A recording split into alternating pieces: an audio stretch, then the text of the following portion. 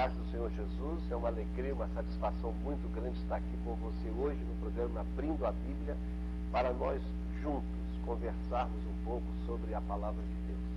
O texto escolhido para a nossa meditação hoje é a história de Elias, quando ele acaba de destruir os profetas de Baal e ele é ameaçado por Jezabel.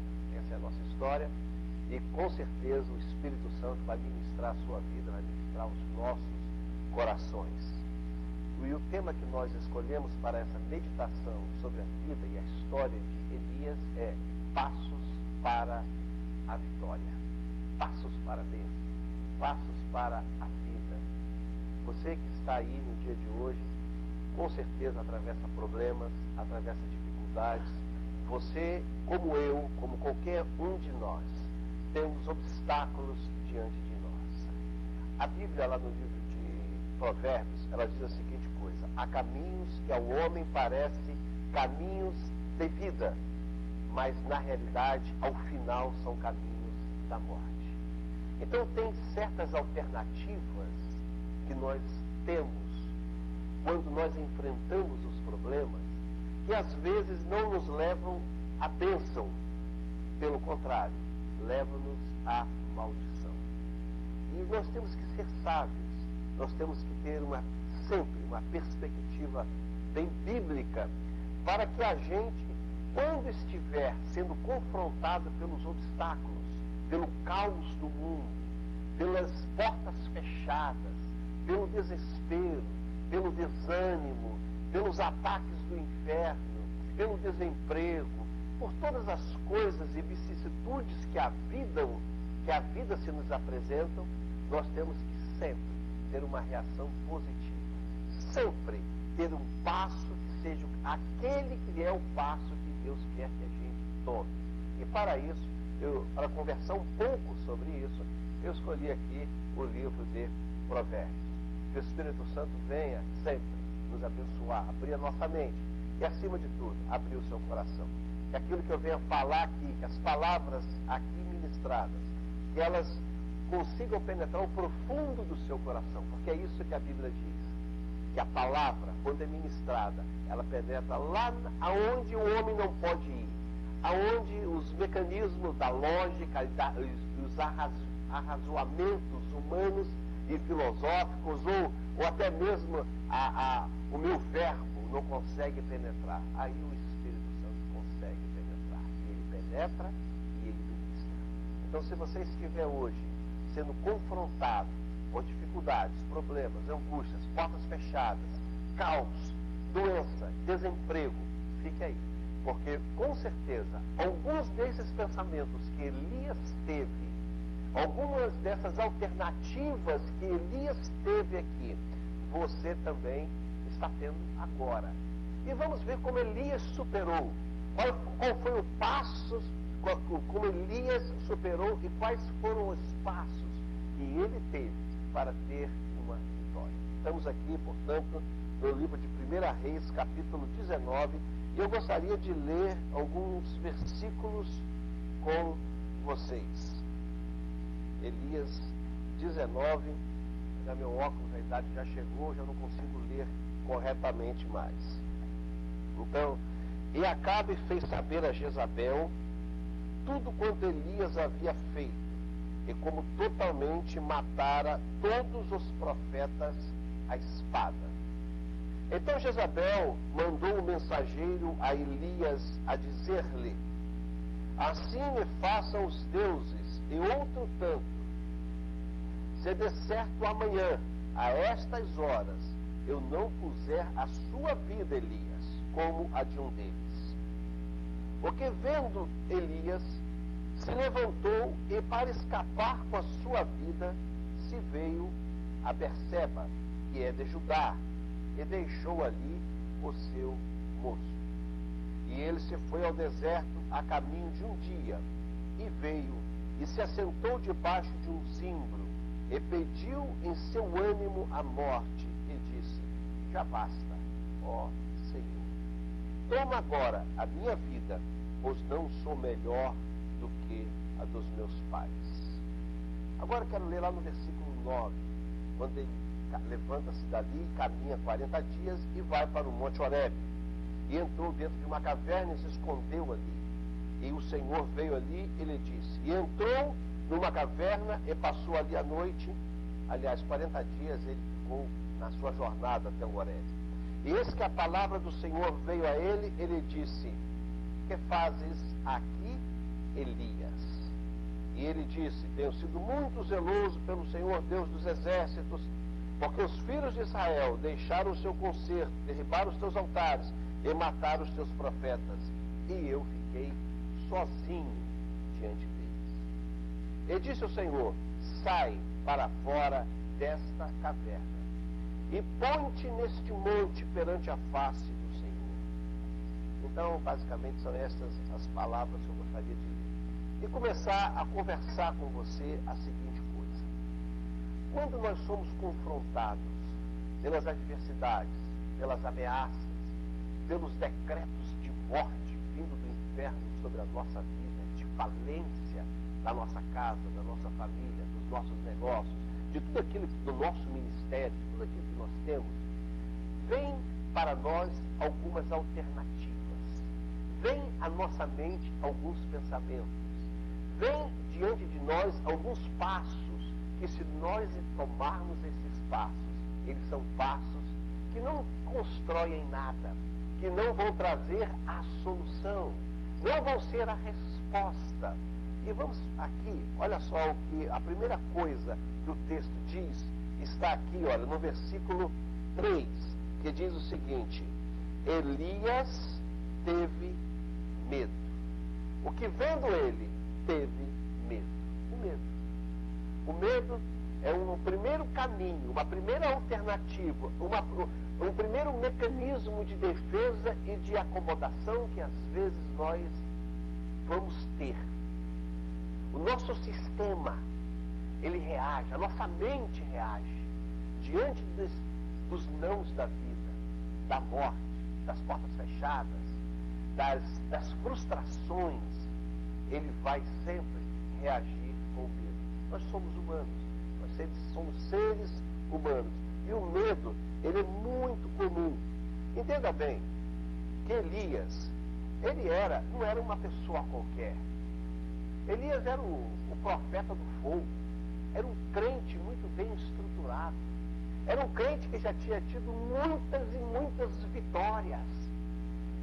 Olha, não olhe Elias como sendo um cristão ou um seguidor ou um fiel do Senhor de segundo escalão, porque ele não era.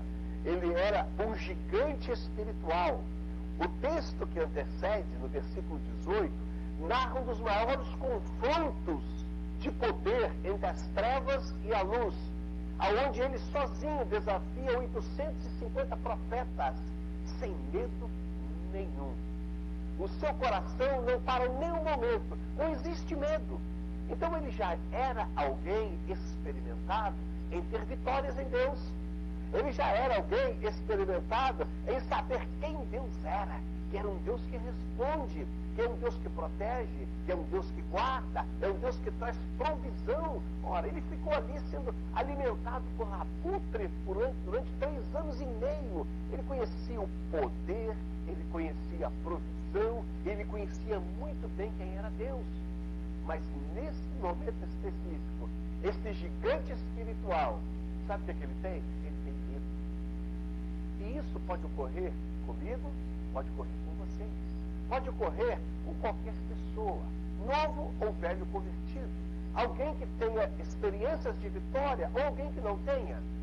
O medo pode chegar a qualquer um. Se chega na mente, no coração de um profeta como este, por que não chegaria? Um profeta do fogo, conforme nós costumamos a falar, um crente pentecostal cheio do poder de Deus, mas que aqui sente medo. Isso é um aviso para mim, é um aviso para nós, de que o medo, ele pode ser uma das alternativas que vai a nos assolar, assola o ser humano. Então a primeira coisa que é uma alternativa, que aquela situação causa medo. E a minha pergunta é: que situação está causando medo no seu coração. O que causa medo a você agora? O que faz com que você queira fugir, desistir? Porque, na verdade, o medo, ele impulsiona Elias para um outro passo. Sabe qual é o passo? O passo da fuga. Olha só, ele com medo se levantou e para escapar, fugiu, foi embora. Deixa eu não quero encarar a realidade. Eu não quero encarar o problema. Eu não quero encarar as portas fechadas. A alternativa aqui que ele sente, o medo provoca dentro dele uma reação. O medo causa nele uma decisão. Eu vou fugir. E fugir é sempre uma das coisas que a gente vê até por grandes heróis da Bíblia. A fuga, ela é sempre algo que ocorre na vida de muitos gigantes espirituais. Ora, os discípulos de Jesus não fugiram antes da crucificação? Quando você lê, quando os discípulos estavam ali se aproximando de Jesus, o que ocorre ali? Eles decidem fugir. Deixa Jesus sozinho. E Moisés, quando estava ali, e ele entendendo que Deus iria libertar, conforme diz o livro de Atos, Moisés, entendendo que Deus iria usar a sua vida para libertar o povo, agrediu aquele egípcio e matou aquele egípcio em defesa dos seus irmãos judeus. Mas o que aconteceu? Daqui a pouco veio o zum, olha, Moisés, é Moisés. E ele, com medo, foge para o Egito, foge para o deserto.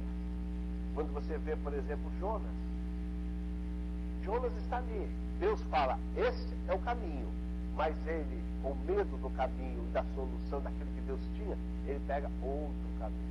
Então, a fuga é sempre também um mecanismo que nós temos. Querer fugir do problema, das portas fechadas, das dificuldades, dos obstáculos, querer evitar.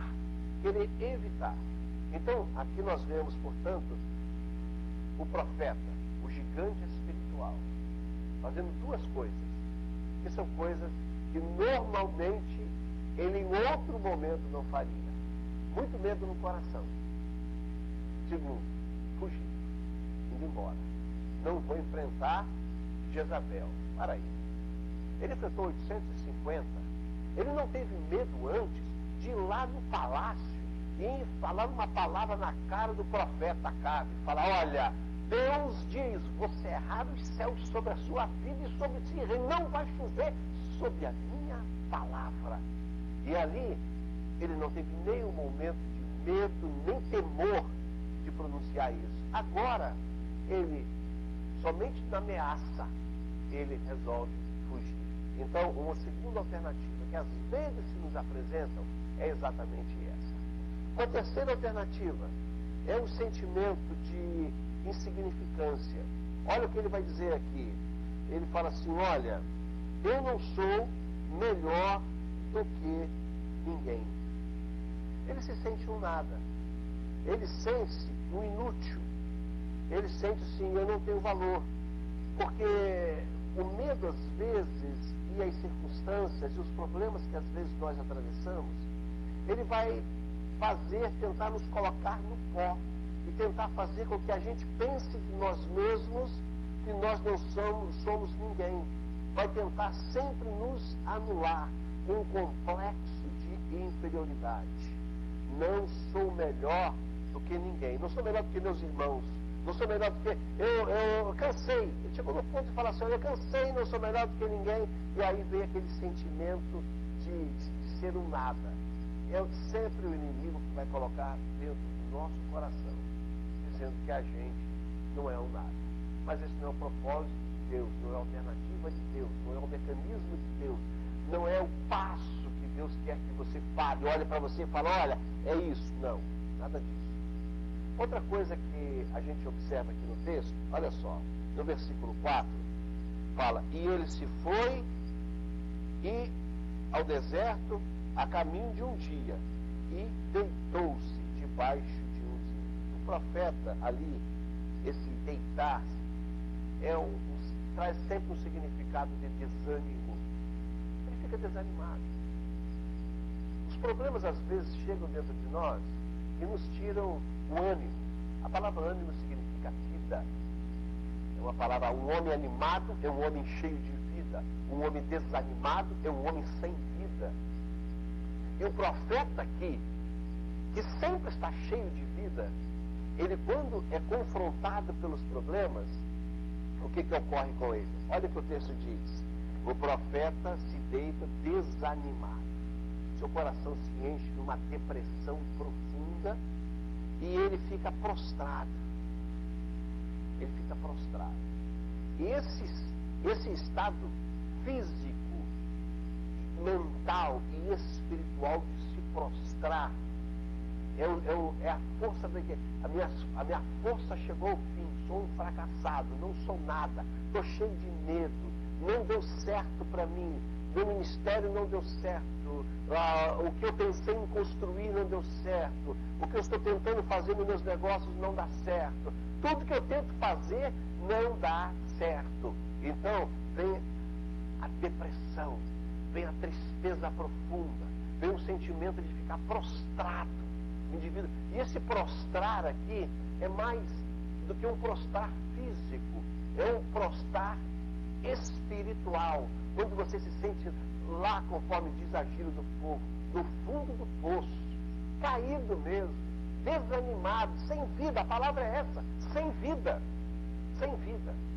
E o diabo, às vezes, ele procura trazer essa tristeza profunda, procura fechar as portas, procura trabalhar através das circunstâncias da vida, exatamente para poder arrancar de dentro de nós o ânimo, a vida, o sentido de significado, o sentido de valor, de que você é criatura de Deus, de que o Senhor cuida da sua vida, de que o Senhor tem o olhar dele sobre você, de que nunca vai te abandonar, nunca vai te deixar, nunca vai deixar você desamparado nem sozinho. Ele sempre tomará conta da sua vida, dos seus problemas, da sua casa, do seu coração, do seu emprego. A mão forte do Senhor sempre estará contigo.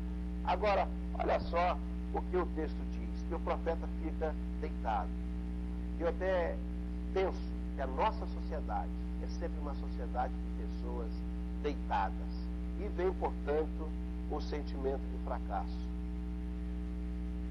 Ele fala, os filhos de Israel, olha aqui no versículo 10, ele diz, tenho sido zeloso, mas os filhos de Israel te deixaram.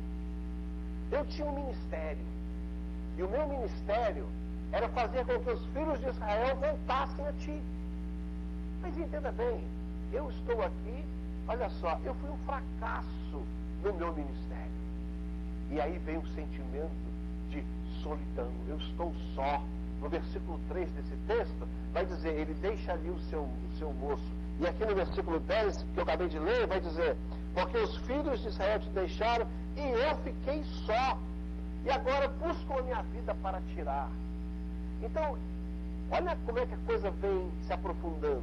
Entra-se um medo, entra um sentimento de insignificância, entra um sentimento de fuga, uma vontade de fugir da realidade, vem um desânimo, vem uma prostração física e mental, e somando-se a isso, vem aquele sentimento de que a minha vida não valeu nada. Passei a vida ministrando, e até as ovelhas que eu pensei que estaria alimentando, abandonaram o Senhor, e eu estou aqui sozinho. E Deus teve que chegar para ele e corrigir e falar, Elias, para aí, você não está sozinho não, tem 7.000 ainda que não dobraram os joelhos a Baal e que estão me servindo. Você está pensando que o seu ministério tem sido um fracasso? Não tem.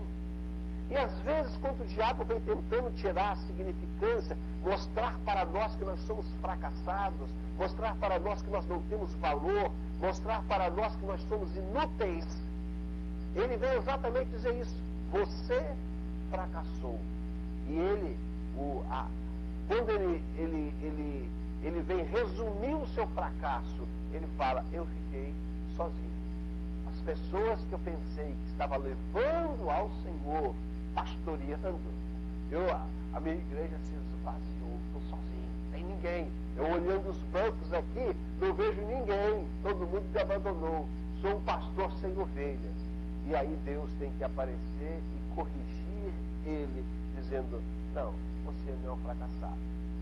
Existem mais pessoas que estão lhe servindo. O seu trabalho, Elias, tem tido uma resposta. Não tem sido em vão. E nós vamos parar agora para um pequeno intervalo e daqui a pouco nós voltamos com esse tema aqui. Mas entenda bem, eu não entrei aqui ainda nos mecanismos, nem nos passos, nem nas alternativas da vitória. Eu só tenho falado de fracasso, porque daqui a pouco eu quero conversar contigo sobre vitória, sobre bênção, sobre vida. E fique aí, e o Senhor vai ministrar o seu coração. Primeiro eu estou dizendo qual não deve ser o meu passo, qual não deve ser o meu pensamento, nem o meu sentimento.